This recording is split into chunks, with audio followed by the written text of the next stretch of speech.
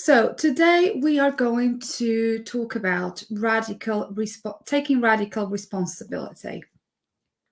What does that mean? What does it mean to take radical responsibility in our lives? And what do I mean by that? How does it look like? And how can we take more radical responsibility in our lives? Taking radical responsibility is something that I talk a lot in, my trainings, my Facebook lives, in my posts, in my teachings. That's something that I talk a lot about because it's something that I had to learn throughout my life, and especially after I embarked on my spiritual journey. And I guess I started to have my spiritual awakening. That was something that I started to notice more and more in my life and with the people around me. What taking radical responsibility really means, especially in the context of spirituality and our healing journey. Because it's so easy to not take responsibility in our lives, and give excuses or project blame when we either perceive that something is going wrong, right? Or when we perceive that we are failing at something, or when we stop judging ourselves and the circumstances that we are in. And we tend to add a pinch of guilt and shame to the mix, which just makes everything worse. If you ever catch yourself saying things like, I don't have enough time, I'm very busy, or I was so busy, I don't have enough money, oh, this takes ages, I can't be bothered, or it's too hard, then know that you're not alone. You're not alone. And I certainly catch myself saying some of these things. And at the time that I say it, it does sound like a valid reason. When I consider all the aspects that's going on in my daily life, like, family needs and having 3 children, being 2 boys and a girl, and also the age difference, their personalities are also very different. And then not only that, the family environment, but also running a business and, looking after a pet, which is like having a child, and having those daily routines like doing grocery shopping and doing the cleaning and doing the laundering and, all of these things that I'm sure not only me, but most of us need to consider and we need to juggle on a daily basis. And that requires so much of our energy, not only physical, but mental energy, emotional energy. So it requires a lot from us. And so it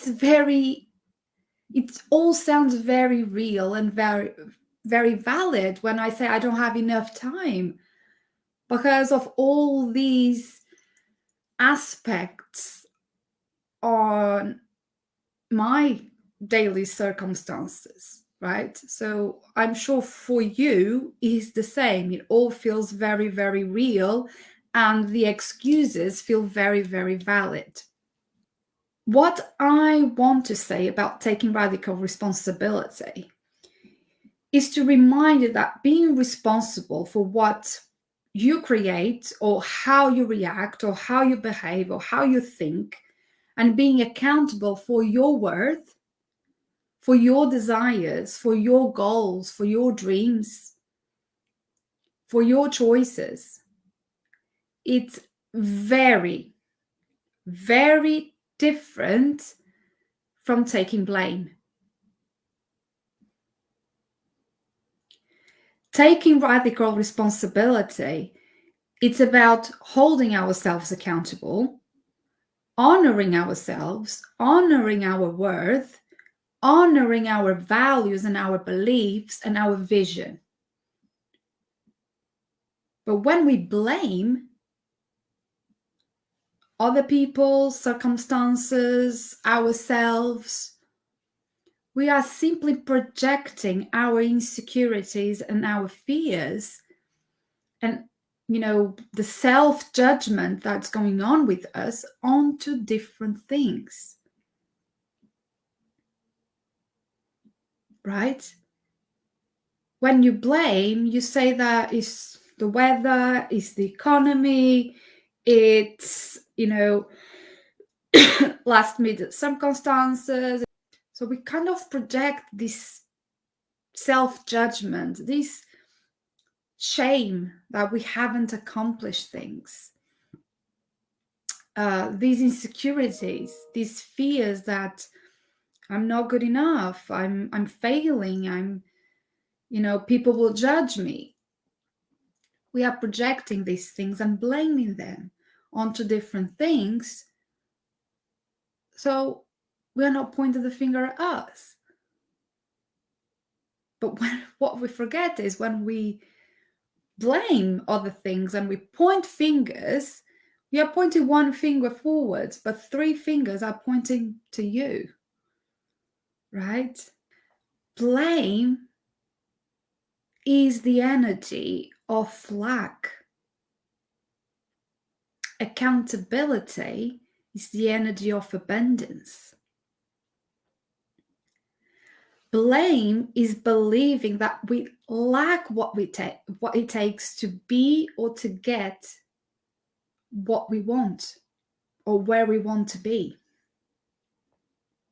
Because blame is clinging on to needing something in order to feel better, in order to succeed, and clinging on the illusion of how things should be or how things should look like.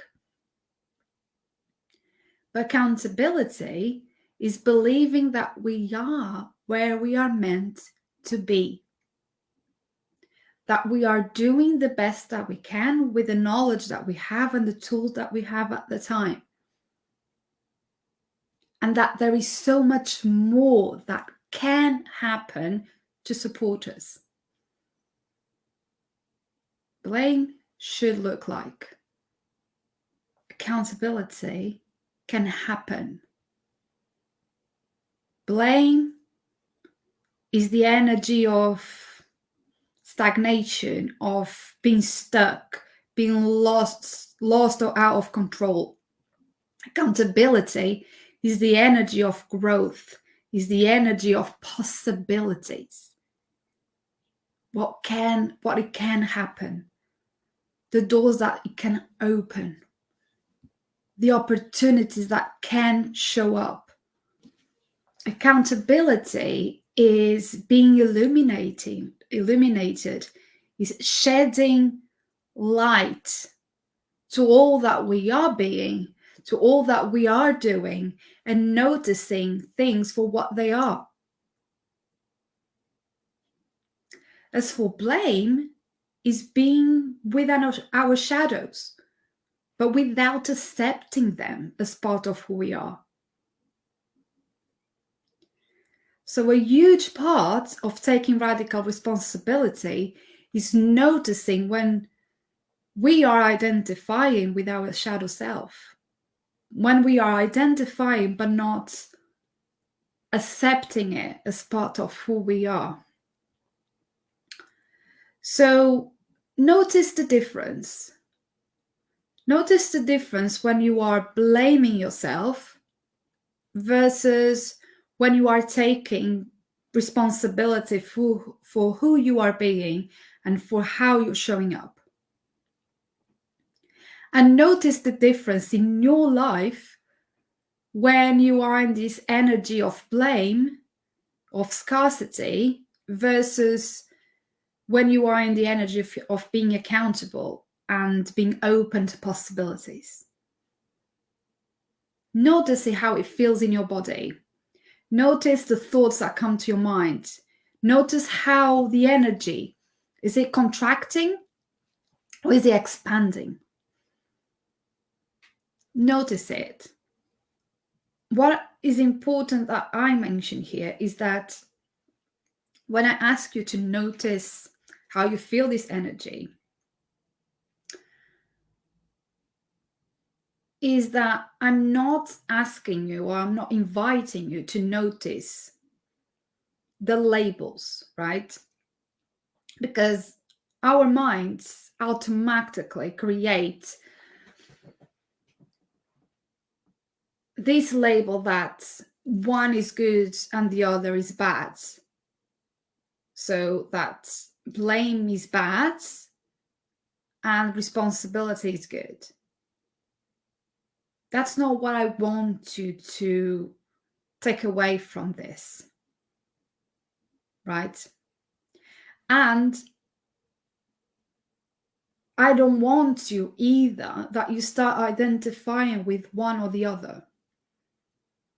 Because if you identify that, if you label that blame is bad and you identify with the energy of blame and scarcity, then you're going to start believing that you're doing things in a bad way or in the wrong way. As well as if you identify as taking radical responsibility as being good and you identify with it, then you're going to start to feel like you're doing everything right. That's not what I want you to notice here. Not the labels and not how you identify with it. What I invite you to understand is that when you choose to take radical responsibility in your life, you shift the need to project your insecurities, to project your fears, the self-judgment, the shame. And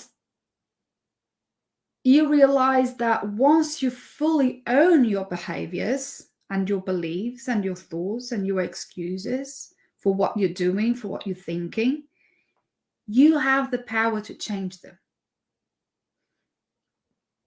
That's why I want you to notice. When you choose to take the radical responsibility, you get to shift all of that. You get to realize that you have the power to change it. And this doesn't mean that you're going to stop having fears about doing things, or that all of a sudden you stop all the narratives around, the excuses that you normally say, or that you stop believing that you don't have enough time, or that you don't have enough knowledge or experience. And it doesn't mean that you're going to stop projecting your fears and insecurities to validate what you perceive to be a failure or going wrong in your life. I'm not saying that once you take radical responsibility, all of this is going to stop. However, it does mean that when you do it, you start spotting those times where you fall back into what it's familiar, right? You start noticing when you are falling into the child or the victim or the martyr archetypes, and you are able to grow bigger than your fears, right? You are able to claim back your power to change what's going on in your life. and to change the narrative around those stories. That's what it means to take radical responsibility. Because part of taking radical responsibility is being accountable, right? And is being able to live with the consequences of your choices. When things go wrong, or we perceive that going wrong or that are failing, we get to be okay with that. We get to be okay in ourselves, with our choices, with our values, with our beliefs. We get to take responsibility for the choices that we made that led us to that. And we get to practice deep self-forgiveness and deep self-acceptance by being able to live with the ramifications of the choices that we make. We get to make the commitment around the language that we use when we identify with those narratives and those excuses that we know that don't serve us, but we know that they are familiar. And we also we get to make the choice to change the language around the shadow aspect of ourselves that we don't want to accept, or that we know they're there, but we haven't accepted yet. We get to choose to change that language. And it also helps to change the narrative that you have to, or you need to do something in order to be more, in order to do more, in order to get more. For example, when you say things like, I have to learn more about tarot so I can start doing readings, or I need to commit to a spiritual practice every day. Do you feel it, the energy? So when you shift the language from I need to start doing this, or I have to do this, to something like I get to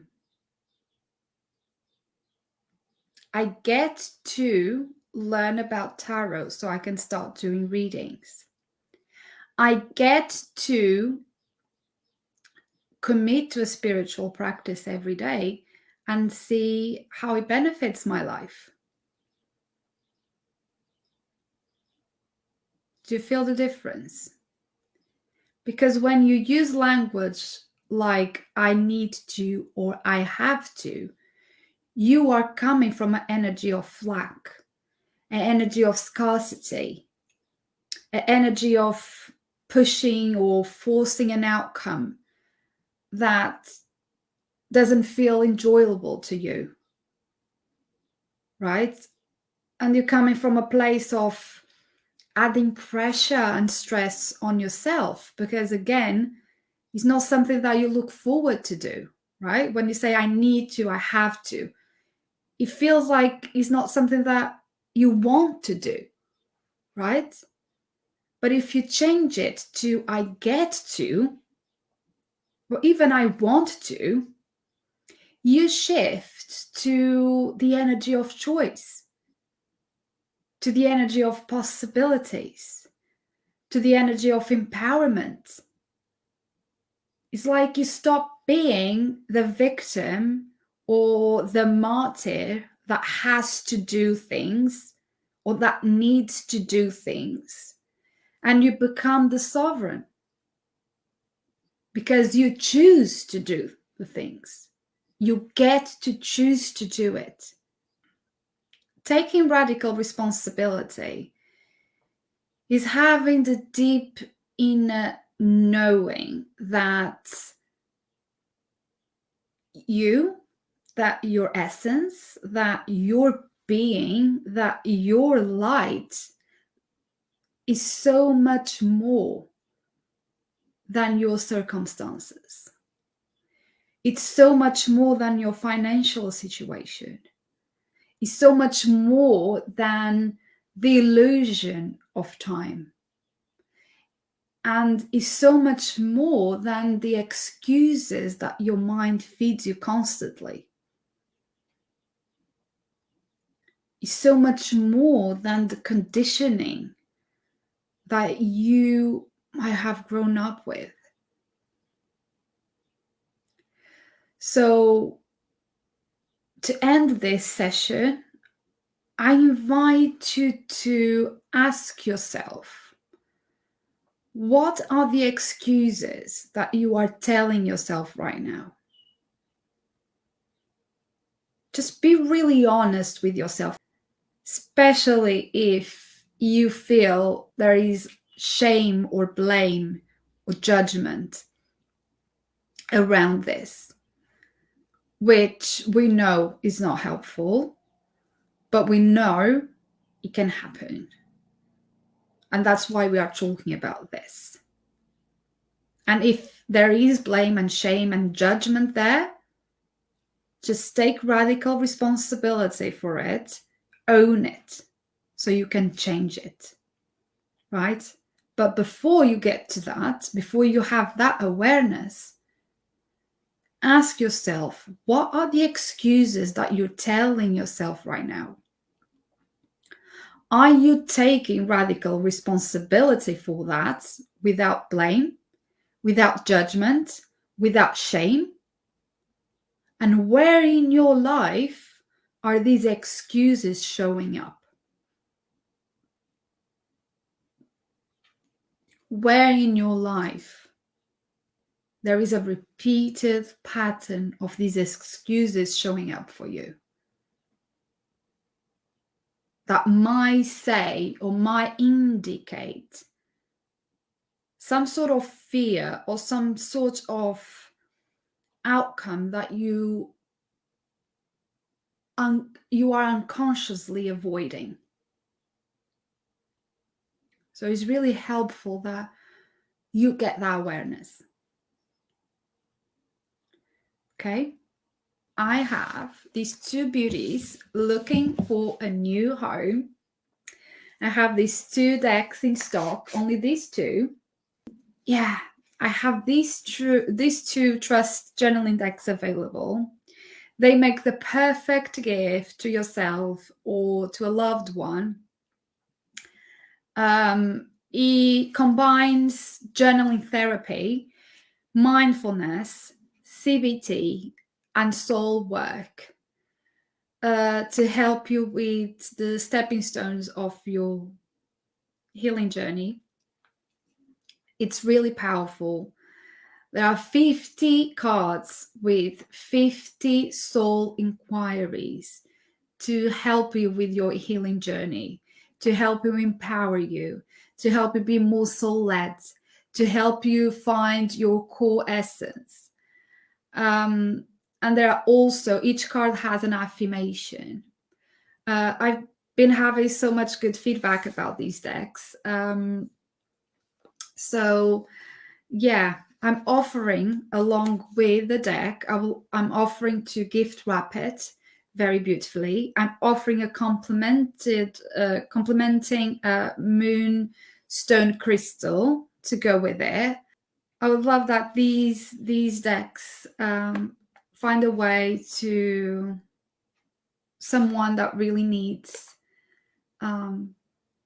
access to this spiritual tool, and that someone gets to commit to a spiritual practice and gets to work on their self-healing and soul remembering.